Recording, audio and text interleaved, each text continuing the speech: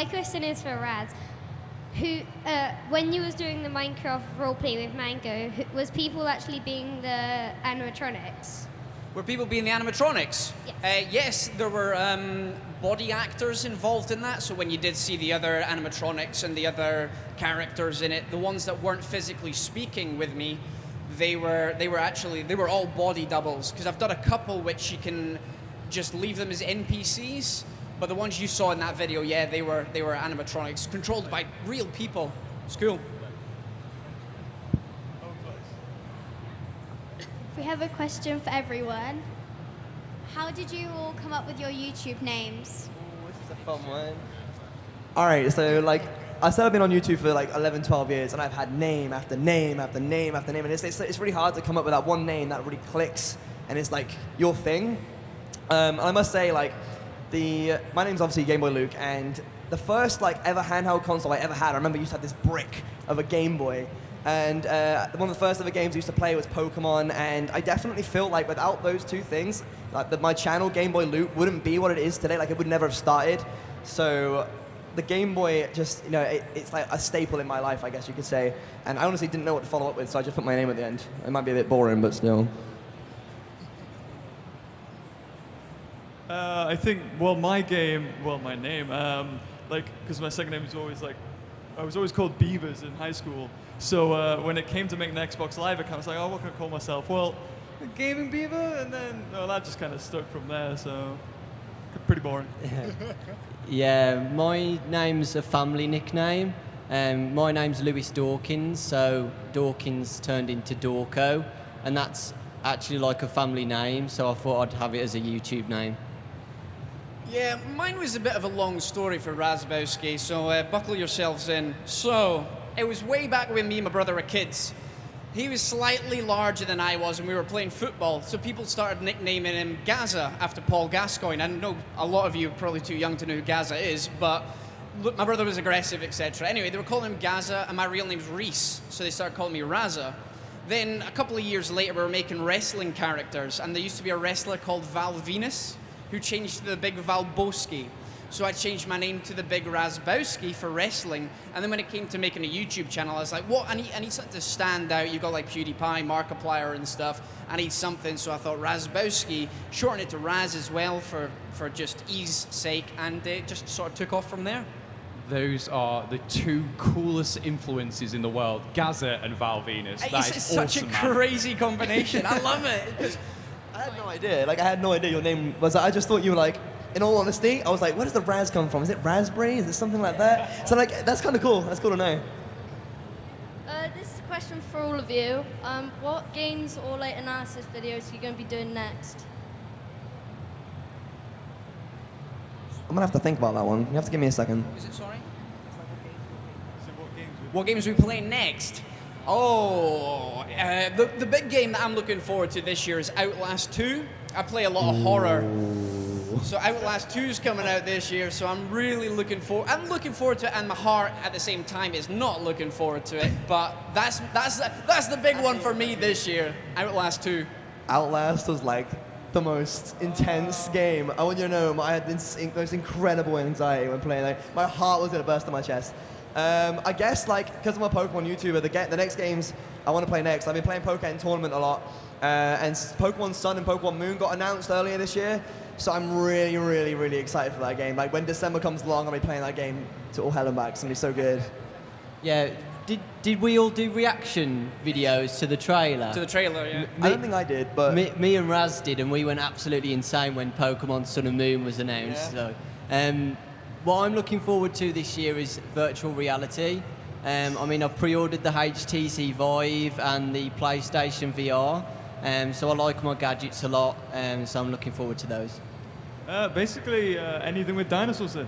Pretty cool. I know that there's a PS4, like virtual reality you were talking about, and there's a Robinson game coming out, I think, and that looks awesome. I just want to give those two the shot. It's a big year for virtual reality in games. It's going to be insane the amount of things you can do on it, so it's going to be very, very exciting to see where everything goes. How how did you get from being just like normal person to being like really famous? We're still normal. We're still normal. We're still normal. It's weird because like I've been to different conventions in the US and in the UK, and like you go there and there are some people that just treat you as some kind of like it's so weird. They put you on a pedestal, and it's like for someone that's just like that still considers themselves normal, it's really really weird to sit there and people be like, oh my god, can I have your signature? And I want to meet you and take photos with you. It's really like it's humbling. It's so humbling, but it's so weird at the same time. And like even though some people like put us on those pedestals, we still consider ourselves just normal people. We're like you see us down the street, we go to the same store you go to, we're normal. I don't know, it's a combination of luck and really hard work. We all put in a lot of hours behind the scene. I mean, the other night I spent 3 hours editing a 10-minute video. Like, it's not as easy as just recording for an hour than just putting it up. It's a lot of hard work and a lot of luck as well, but it's great, as Luke said, like, we don't have these sort of egos. Somebody came up to me earlier on and said, "Can I get a signature?" And it still shocks me that people do consider my handwriting worthy of their merchandise that they've spent £10 on. Some dude came up to me to sign their 3DS, and I was like, "You sure? I can ruin this in like 2 seconds if you want me to." But yeah, I used to write on desks at school all the time, but I would get in trouble for that one. It's not the same. Well, I mean, like you said, we're just regular people, and it's like overnight, and it can just happen to anybody, which is really cool in a way that like. But then people sort of put you on, like, see, when you've got a certain subscriber or view, then they put you on a pedestal, and like, oh, then you were okay with it, but you don't realize you are still the same person, but now you're on stage, and it's very strange, I think. But yeah, we're just regular people. Yeah, like you said, if your video goes viral, then you're there, you know. I remember when I was still at university studying law, and a few of my videos started going viral, and then I started to grow, and I actually quit university to go on to my dreams to do YouTube, and it was a big risk for me, but it was definitely worth it now, being here and meeting a ton of fans, and it's really awesome. It still hasn't hit me yet that it's all happening. It still seems to be a dream for me, because it's just happened so fast this year for me, and it's still really hard to get used to all of this and being here with you guys. Do you know what's really cool as well with events like this is there's a few people I met at my first event, which was 3 events ago now, and at the time they were quite small, their channel hadn't grown, and then this time around they're like on stages and they're doing stuff, and that's so cool and so exciting, especially when you get to know everyone, and like you're so happy for them when they reach that milestone, and it, like you said, it's literally from what we do sort of 3 a year, and like from one Insomnia to another, and it's like, oh my goodness, like you're just on there, and that's really cool. Awesome. Next question, please. This one's for all of you. How did you get yourselves engrossed into the YouTube community? I mean, I guess I kind of answered this before, but it's just the desire to want to make things, I guess, for me. And ever since, I was creating videos and stuff like that and uploading to YouTube. And then after you create your YouTube channel, it's like, oh, now you've got to make a Twitter for your YouTube channel. And then you start following more people that do YouTube, and it's like, all right, cool, so now I'm meeting new people, and then you start becoming a member of the community, helping out other people and networking and working with other people. It just happens, I guess, really, doesn't it? After you create the channel, it starts to snowball. Yeah, I think it's all about social media with creating the community. I mean, you follow the people that you try and become friends with because they're a similar sort of level, then you follow your heroes and that kind of thing, and then eventually, if you put in the work and stuff and you chat to them and without spamming them obviously, then they might start chatting to you back and stuff, and you start forming bonds and friendships with people, and it's just about persistence and consistency, really.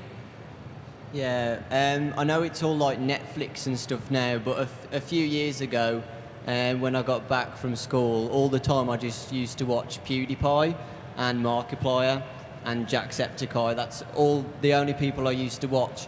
And when I was watching them, I was like, oh, I really want to do this as a job, and I really want to like make my own videos and like do this for a living and enjoy myself. And it's just weird to think back then, I wouldn't think I'd be here now, like what I'm doing when I was watching those videos 3 years ago. Yeah, I don't think like when I first started, I was like a part of the community. But it wasn't until like I got a really nice comment, and I'm sure like we've all had that comment that we're like, wow, that's like it sort of gets to you, like, oh wow, Definitely. this is like a real thing. And it was from that I was like, actually I'm doing more than just making videos. It's like impacting on somebody's life, and it was like that moment is like, oh wow, I can change people's Yeah, I outcome. think that's the beauty of it as well. Like when you get that comment, it's like you're touching people's lives one by one, and that's like one of the biggest things with making content and being on YouTube.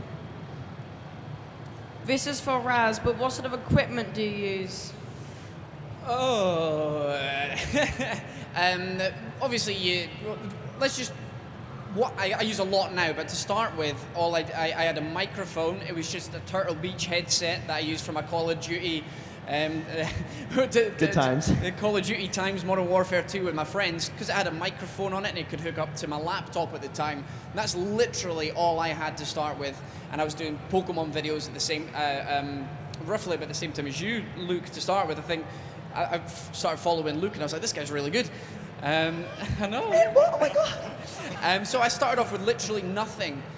All it takes is a microphone, a computer, and dedication to start with. And then as time gone on, I've improved my equipment. I've got a microphone. I've got a camera to stand alone to record my face, and then just upgraded parts in my computer as time has gone on. Saved up money from my other job as well, my real job, and just upgraded stuff over time. Is there any advice you'd have for a guy who wants to start a YouTube channel? Have fun. That's like the biggest thing. And I'm almost sure any other YouTuber will tell you the same thing. If you're not having fun, then the viewers aren't going to enjoy the content themselves. Like you need to, whatever you're doing, whatever game you're playing, you need to enjoy it. Otherwise, when the final product is made and the content is done, people are going to be like, this guy's not enjoying himself, and we can see that, and it's going to affect the whole thing completely. Yeah, definitely have fun. That's the best advice. And don't take hate comments to heart. That's another one, because you undoubtedly will get them, and it's just trolls. Just ignore that kind of stuff. Look for the constructive criticism ones and analyze. But if somebody that's just saying expletive, then ignore that. You eventually get, like, when you do this thing, you get like thick skin after a while. You kind of just get used to it. If I was to give any other advice, I would also say, like, be patient, be willing to like learn new things, because obviously when we started YouTube, none of us knew how to say video edit, but we downloaded the software, we bought software, and we went ahead and started just practicing. And it's all about patience and having that desire to learn, to do more. Because otherwise you're just going to be there and you're going to be getting upset saying, oh, I can't do this, why can't I do it? Look it up, look for tutorials, teach yourself new things, and you can create some wonderful stuff. Yeah, definitely be patient, like Luke said. You just got to keep at it. Don't expect to like be like PewDiePie in the next day, Just take your time and keep going, have fun, and eventually one day you'll look back and you never know, you might be the next PewDiePie one day. Yeah. I think with these things, it's like nobody thinks, oh yeah, I'm going to be big on YouTube. It just sort of happens. I mean, when I started, I had like a camera on a tripod, and I was like hunched below my PC, so I wasn't in the way while playing it. And even then, I didn't record it properly. I was just sort of like, and then I'd take it into Windows Movie Maker or something and just do it that way. So I mean, it's as long as you have fun with it, then people will feel it, and they'll also have fun too. I have a question for Game Boy Luke. I speedrun Pokemon games, and in your recent Fire Red versus, you chose the Charmander line. And I must ask you, why did you pick the slowest line in the game in order to try and complete it fast? Okay, so this has a reason, okay? So obviously Josh and Tyler, they aren't really that good at Pokemon. So they were like, okay, Luke, I need you to take Charmander so we can get a lead, okay, right? So that's why I have Charmander. And besides, I don't know about anybody else, but Charmander was always my favorite starter in Fire Red and on the Red. Hey, shush, silence. Thank you. I'm speaking. No, but I picked Charmander because they wanted a head start, and that's like, don't tell them I told you that because I'll get in trouble. But they basically said, you need Charmander because we need to get a head start because you're a pro at this, and I was just like, you know what? I'll take that.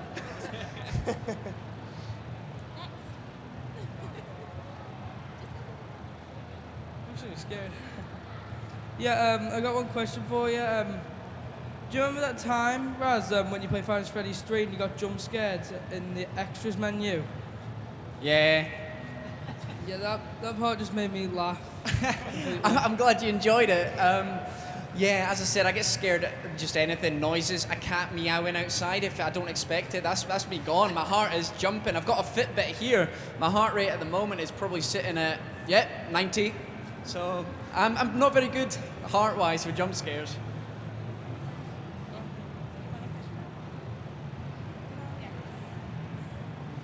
This is a question for all you. What's your individual favourite games? Individual favourite games? Oh. If I had to go with my favourite game of all time, I'd probably have to say the one I put the most hours into. And as a child, when I had my N64, I think my most favourite game was to play Pokemon Stadium.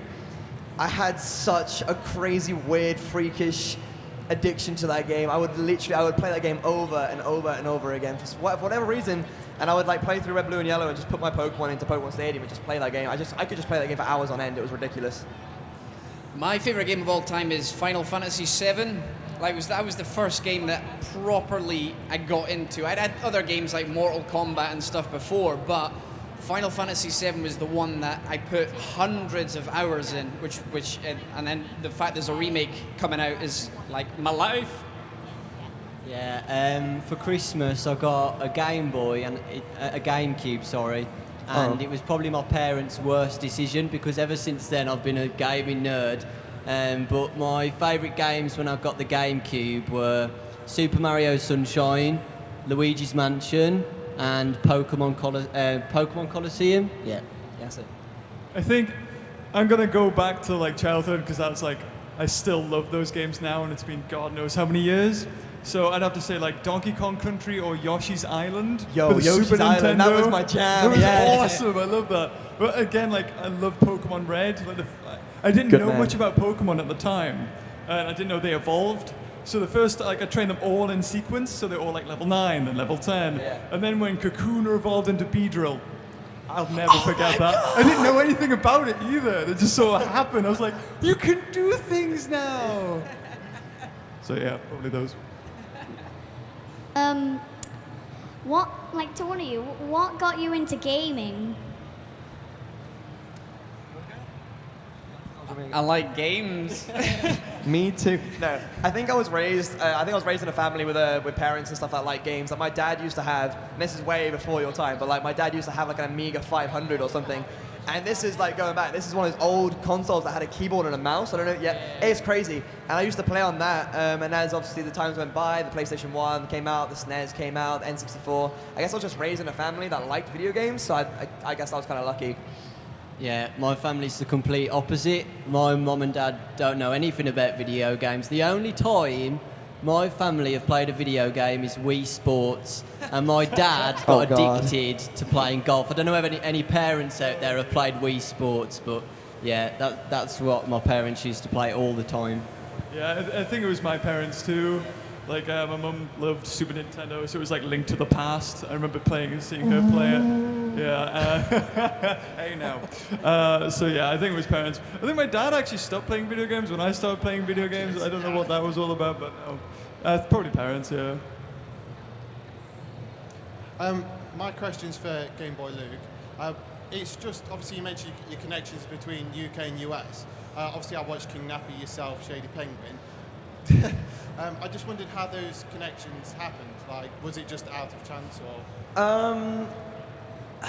It's hard to explain. I guess I know. I was uploading YouTube videos, and I think most of the connections began when I created my Twitter account. Like I said earlier, like networking is one of the most important things you can do. And I was just following people, like tweeting at people every now and again. They tweet something out, I reply with whatever.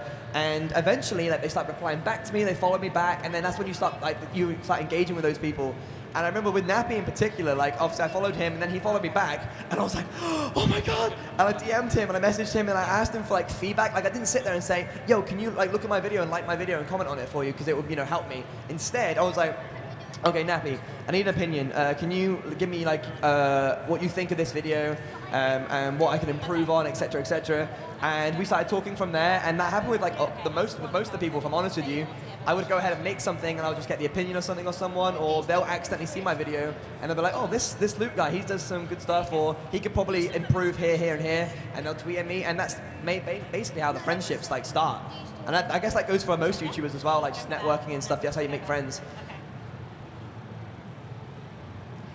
Do you still have inspirations on YouTube? Oh, of course. Yeah. There's certain people that you will always be your inspiration, like Sips from the Oxcast. I love that guy. Like, I would love to meet him one day. So you will always have that one person you will always look up to. I think like now it's more or less that you start off with like a sort of like an inspiration, and then like for me, like I've made friends with that inspiration, so it's kind of crazy that I'm now friends with the person. I mean, I still look up to them now, and I look up to them, but I'm like friends with that person, and then you start like looking further. I guess like I look at sort of like Game Grumps and Markiplier and Jacksepticeye and stuff like that, those kind of guys, and think I want to do that. I want to be those guys one day, you know. So of course, I think we all have inspirations. Yeah, my inspiration's still Markiplier. I think he's a great guy because he does a bunch of charity events as well. And we just did one yesterday, didn't we? And I just love doing charity events because, you know, what I think is like if you're a big YouTuber or something and you can do something like that, you should go for it and, you know, have like use that time as being a YouTuber to do some good things in the world. I still, like you said, Game Grumps. I want to get in that room that they have and just play all those arcade games. That's where I'm at. That's what I want to get to right now. Awesome, and that was our last question, gentlemen. I just want to say thank you very much to you guys for them awesome questions. So give yourselves a round of applause for that, I reckon. Thank you. Awesome, and well, it just leaves me to say thank you to you guys. Thank you very much, Razbowski. Oh, I'm going to call you the big Razbowski now. Oh, That's it. Thank you very Game much. Boy Luke, of course, Dorco Games, and of course the Gaming Beaver. Thank you very much, chaps. Thank you. All right, so next up on our stage, we've got a final segment. At 5 o'clock, we're going to have a healthy debate. That's right, a healthy debate between the YouTubers and the Twitchers. So join us back here on the stage at 5 o'clock. But in the meantime, get some drinks, stretch your legs, and we'll see you back here on the Expo stage.